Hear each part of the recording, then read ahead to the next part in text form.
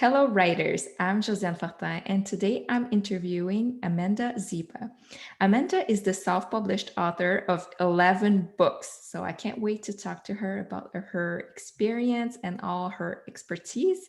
So, thank you so much, Amanda, for being on the show, and please tell us a little bit about you. Hi, thank you so much for having me. I am a self-published author from Wisconsin in the United States. And I like to call myself two titles, a word nerd and also an authorpreneur. So anything that is word related, I'm in, whether it's writing or reading or teaching others about writing or reading. And then as a self-published author, I definitely consider myself an authorpreneur because writing the books is one thing and selling the books is completely another. And I feel like in today's world, you can't be successful unless you do both. So I feel like authorpreneur kind of wraps both of those jobs together. Yeah, and do you have a team now after 11 books, or are you still pulling everything off to get like by yourself? Yeah, I'm still on my own. I mean, I have my people who help me as far as like my friends who are beta readers, and like I always use the same copy editor now. Like people I can go to for different jobs, but for the most part, it's just me. I'm always curious to know about what made you write this first book because like the first book I feel is the hardest one to get out. So why did you decide to write a book, and did you have a vision of becoming an author, or was it just like a one thing and then you just got hooked and decided to write more and more? Probably a pretty cliche answer, but I've always wanted to be an author. Like as a little kid, it was always a dream. Like you write in your diary, like your goals, like be a published author was always on the list. But I went to school for education first, so I taught middle school English and reading for 12 years. And while I was in that world, it still was, on my heart and in my mind to do this. But there's a website in the teaching world called Teachers Pay Teachers, and it's basically like the way I explain it to non-teachers is it's a rummage sale online for teachers. So you go to this site and you say like, I want a set of quizzes for the novel A Wrinkle in Time, and you type it in, and boom, like 75 teachers already have this thing, and you can buy it for $4, and you didn't have to create it yourself, and you know that it's tried and tested by other teachers. And so I was on that site, posting my own materials, selling my own materials, buying materials for my own classroom. And on that site, they had a request board. So if you were a teacher and you were looking for something on there and you couldn't find it, you could go there and say, hey, I'm a brand new teacher. I have to teach this novel. I don't know how to do it. Who can help me? And I was scrolling through that board, and someone had written on there, I need a writer to continue my chapter book series. And I was like, oh, pick me, pick me. Like that was like, so just that's what I wanted to do. So I submitted a writing sample to the lady. Her name is Teresa. She ran a company called Chapter Books for Kids. It's no longer in business anymore. This is probably about 8, 9 years ago. And so I submitted my writing sample to her, and she liked it and accepted it. And so my first books that I wrote were in an orphan train rider series, historical fiction about kids who rode on the orphan trains. Um, and she self-published through, it was Create Space at the time. Now it's KDP. Um, but I didn't at that time realize the difference between indie, traditional, self-publishing. I think it was still all pretty new back then too. The lines were blurred. But I kept saying to her, Teresa, what if we did a series about princesses? Or what if we did a series about this? Or like, just coming up with ideas. Like I love the process and I wanted more of it. And eventually, I think she got tired of of me and my questions and requests, and like pushed to do more content. And she said, I can teach you how to do this for yourself. And I was like, that would be amazing. And so Teresa walked me through the very first two steps of how to publish on Create Space. And I've never looked back. I just have kept going forward with it, and I love it. And here I am 11 books later. And you write children's book and other books too, but I'm interested to know, are they illustrated and how do you go about getting that art created? Yep. A couple of my books have illustrations. I'll show you one. This is one of my books. It's called The Birthday Cache. It's about a brother and a sister who go geocaching. And I do have a couple of illustrations in here, just pencil drawings. And actually, my best friend from middle school and high school drew those for me. I knew that she was an artist, and I asked her if she would do it. Um, and in the traditional publishing world, you don't get your own illustrations. That's like a really rookie move to like ask a publisher, like, how do I get my illustrations? Because they take care of all that. Right. But in self-publishing, I would say a really great place to go to is the Society of Children's Book Writers and Illustrators. It's a mouthful, but the acronym is SCBWI. And if you go there, it's an international organization, but they have regional chapters as well. And you can go on their site and find out what illustrators live in your area. And they often have contact information or websites there. And then you can just contact them directly. And these are people who are professional artists, they are in the industry, and they'll create really great things for you. So that's what I would recommend. Also, like as soon as you say you're writing a book or like you put it out in Facebook, like people come out of the woodwork to like find you. Um, so if nothing else, just put it out on Facebook and people will offer their talents. You just have to be willing to say no if someone who comes forward isn't the style, or caliber that you're interested in. Right, right. And if it's your friend or like a cousin, it could be awkward, but still, like it's always good to ask for recommendations from people that we know. And I'm always wondering, like, how long did it take to write the first book, and how long does it take you now? Or have you improved on the speed? Yeah, it's so the very first books that I wrote were very short. They're like 5,000 words, like short stories in a collection.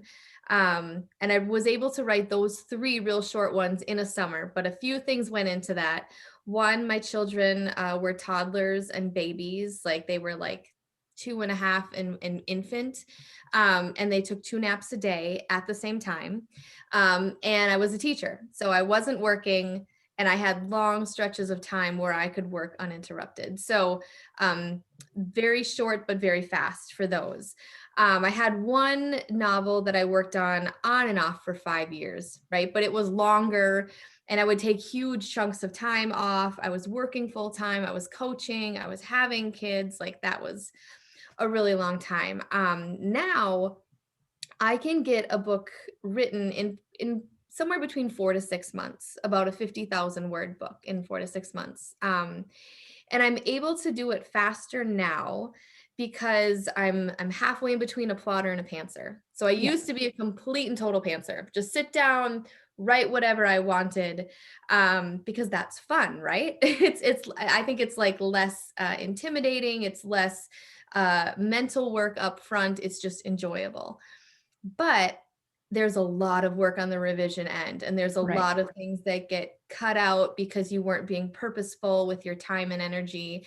And so now I kind of do a loose outline, like I kind of know where I'm going, and I'll write in like 4 chapter chunks. So I'll start at the beginning and I'll write out 4 chapters.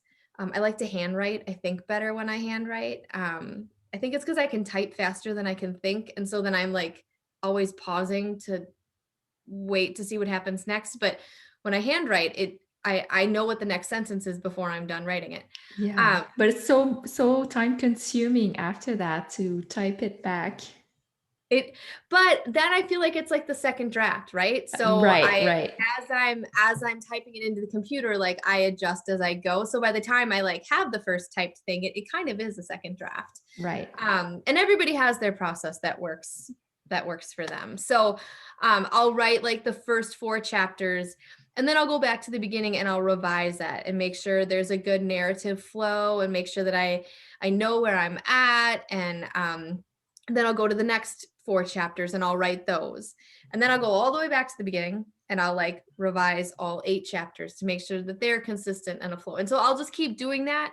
So by the time I get to the end of a first draft, it really is like a third or fourth draft because I've been through those other chunks several times. Right. Um, which makes then like the real revision much smoother, I feel like, and easier. Yeah, for sure, for sure. And I'm wondering, I saw on your website that you've created videos for the first chapters of some of your books. Like, have you seen a spike in sales? Like, what advice can you share about this? I think that as a self-published author, as a local author, sometimes people kind of they're skeptical, maybe is a good word, that like your book is as good as anybody else's book. I once had a friend who picked my book for her book club, and she told me after a cocktail or two at a party, she was like, at first I just was like, oh, we'll be nice, we'll pick a local author, but like it was really good. And so like she was surprised that like it was a good book, and like it was a compliment. She wasn't trying to be rude, but like what she was saying was, because I know you in real life, I didn't really expect that your book would be as good as somebody, that's on the bestseller list or that I don't know or feels more famous, right? Um, and so did these first chapter videos because I wanted to let people try out my work like at a zero cost to them. Like just give it a try for free. And if you like it and you're intrigued, like then you can go buy it. Um, I haven't put, there's like a little code you can put. It's called a UTM code that will help you track and see like how many people click off a video or how many people click off your website to like do the next thing. And I really should put those in the videos to know. Um, I wouldn't say I've had them up for probably like 3 or 4 months. I wouldn't say I've seen a huge dramatic increase in sales, but I also feel like there's so many other things going into this, as far as like quarantining and COVID, and like I'm not out and about right now with different events. And so like just sales in general are slower. Um, but I like to think they do. I think it's a fun way to let people try your story, and even if you're a no name girl from the Midwest, they can at least consider giving you 15 minutes, a shot to see if they want to read the rest. So, how did you set this up? You just sit down and put your camera and start reading the first chapters? Yep. Yeah, Yep. that's simple. So, everybody can do that. Oh, it's so simple. You can use your phone. I just use my laptop. I like to also give like a little like behind the scenes or a little extra, or like this is what I was thinking while I was writing, or this book was inspired by this idea. So they feel like they're getting a little something extra Yes. by listening to the video there. And like I also feel like I'm good at connecting people with people, and so people can see my personality and like feel like they're connecting to me as a writer through the camera. These are also a really great tool for book clubs. So you could send it to some of your friends who had a book club, or put it up on your website like, hey, book club, thinking about reading my book. Send this video to your members to see what they think and if they want to give it a try. Because, everybody can just like hold up a book cover, right? And be like, what do you think? Do you want it? But, if they can hear the first chapter and they can get to know the author a little bit, I think they're going to be more likely to pick that over some other random book. Yeah, and I've just done that. I've done some Facebook lives reading the books, the first chapter of the book, and then after that I downloaded them and put them on a new YouTube page. I don't know, like I see that it goes to YouTube, but Yep. it's on your website, so you have both, which is really smart. I should do that too. And Hard to remember to do all the things, right? To yes. like, 'cause if you're a one woman business like me, it's like, okay, put the link here and then update the website. And then it did it. Like, I should probably get a checklist for like every time I make a new something, like make sure you put it here, here, and here. Um, yeah, Yeah, so so many. many things. And I'm wondering, like, have you tried pushing it on, let's say, Facebook and putting ads, like ad money? for the video? I often share things on Facebook. Actually, an interesting thing that I noticed is that since I've started doing YouTube and I share a lot of that content on my Facebook page, my numbers on my website have dropped a little bit because I'm funneling traffic to YouTube instead of funneling traffic to my website. And so that's something I need to think about, is like making sure that I equally share things on my website and on YouTube so that I'm not, like, one isn't diverting from the other. I want them to Yeah. feed into each other. So, or like I want YouTube to ultimately feed to my website. So I just, things you got to think about. Um, I forgot the initial question. I'm sorry. I was asking, like, have you put it on Facebook and put ads? Mm. No, I have not done ads on Facebook. I guess I've done them like real little bit, like $10 or something like that. And I haven't seen any results. And someone will be like, well, of course, because you only did $10. I'm nervous to put a bunch of money up front if I'm not sure that if it's going to pan out. That's something I need to learn more about. And I haven't done anything with as far as like Amazon ads or Facebook ads or Google ads. I need to. That's an area I'm still learning and growing in. I'm much better in person than I am online. It's harder now with the pandemic to be in person. I don't Yes. know about you in Wisconsin, but here we're not doing anything. Like everything is pretty much closed. They just opened back restaurants, so we're just starting to live again. Yeah, we're getting closer. I think people are doing more everyday things, but nobody's doing events yet. Um, no So you conferences. really like doing events? Like what do you do? Are you a speaker? Do you rent like a just like a table where you showcase your work?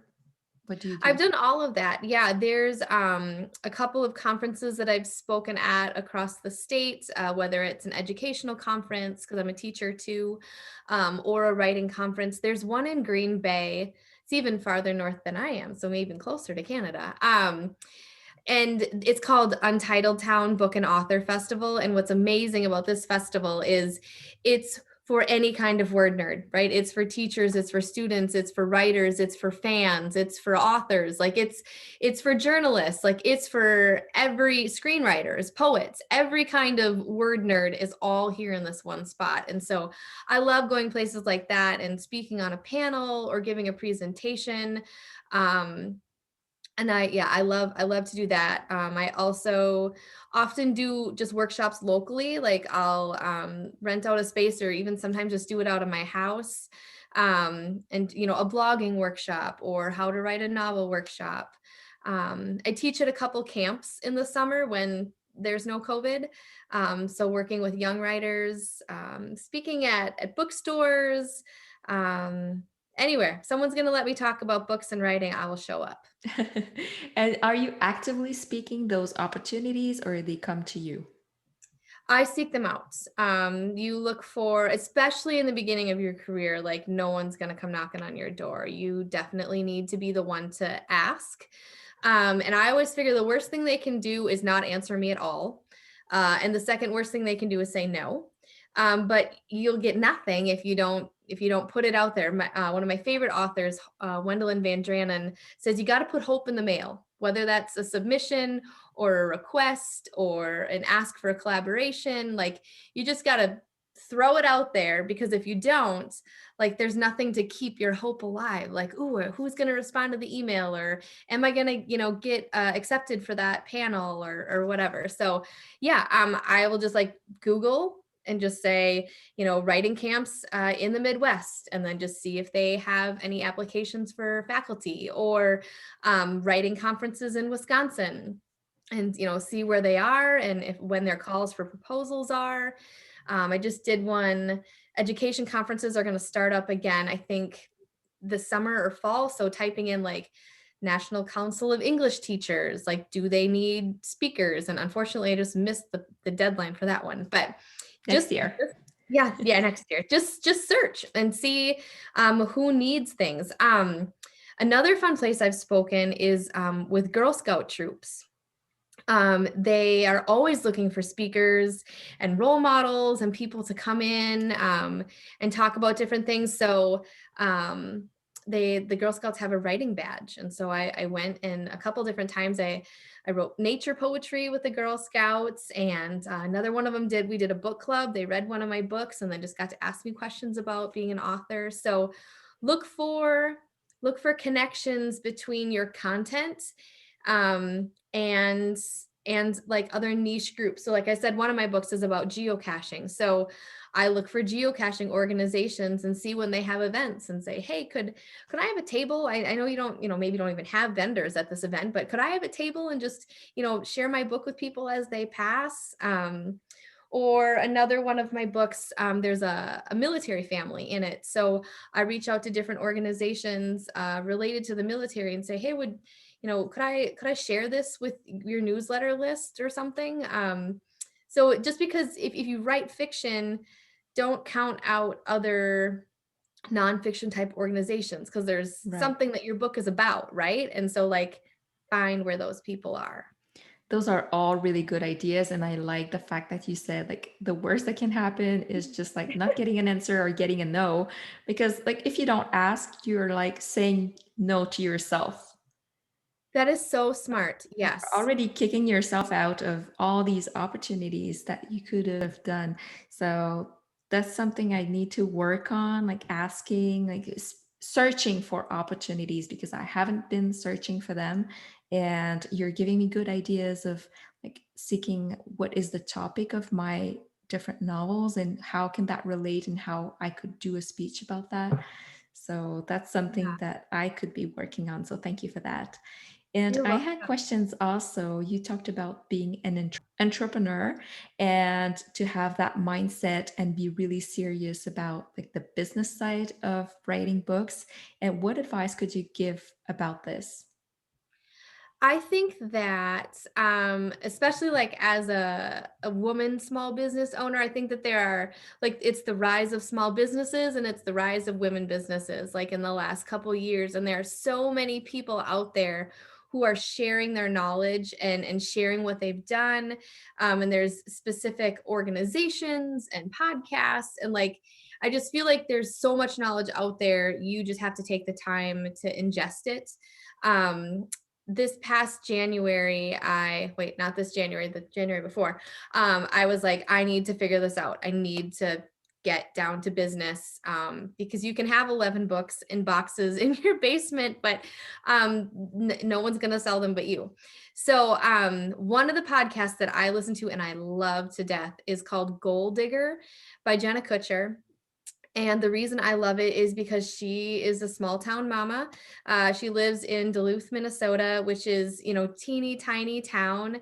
And as someone who's also from a small-ish town, like I think that in the writing world, we think everything happens in New York and in LA and sometimes in Chicago, at least in the United States, right? And so if you don't live in one of those places, it feels harder, like to make waves and to make progress. Um, and so I love Jenna's podcast because she talks about all these business tips, not specific to writing, but very easily applicable to writing. And after every single one of her like 45-minute podcasts, I have one or two things that I can immediately take and apply to my business. And that's my favorite kind of learning. Is when it's made accessible and it applies to anybody, no matter the size, how big or small your business is. I also love her podcast. Not that I'm turning people away from yours, because yours is very lovely too. But also check out this one. There's over 400 episodes. And so you can search for whatever you want. So if you just want to search about writing a book, I think she's got like 3 or 4. If you just want to learn about affiliate links and how to do affiliate sales, she's got like 5 or 6 on that. If you want to learn how to improve your email marketing, type in that. She's got dozens. So I like that I feel like it's a one-stop shop for going and like learning what you need to know about business from another woman creator, small business, and apply it to your own. So there's lots of them out there. That's just one that I would recommend. Okay, so that's good to know. And also I'd like you to talk about what writing projects are you currently working on? So that is a really good question because I've been doing all of the other authorpreneur stuff because I've been doing the videos and doing the blog posts and creating a course and all of this. Um, it's been a long time since I started a new writing project. So I feel like there's always three phases. You write, you publish, and then you promote. And I said the writing takes like 4 to 6 months, the publishing takes 6 to 8 weeks, and then like you promote till you die. And I always get stuck in the promoting phase and in the business phase, and it takes me forever to get back to the writing. And then when I get to the writing, I'm like, oh yeah, this is why I do this. I love this part the most, but for some reason, it just takes me so long to get back around to it. So I have a writing critique group meeting on Monday. And dang it, I am writing the first chapter of my next book before I go to that meeting. Like, I have to show up with something or they're going to give me grief. And it's not going to be like the past few weeks, I've just kind of gotten by with like, here's this like willy-nilly thing I dug out of my, old drawer, or I could polish this up a bit and share that. And I decided this week, like, no, you have to. So what I'm going to work on is the fourth book in this series. So this series is called Champion Chocolatier. It's about a woman who runs a chocolate shop in northern Minnesota. It's very Hallmark, light and fluffy, like contemporary women's lit.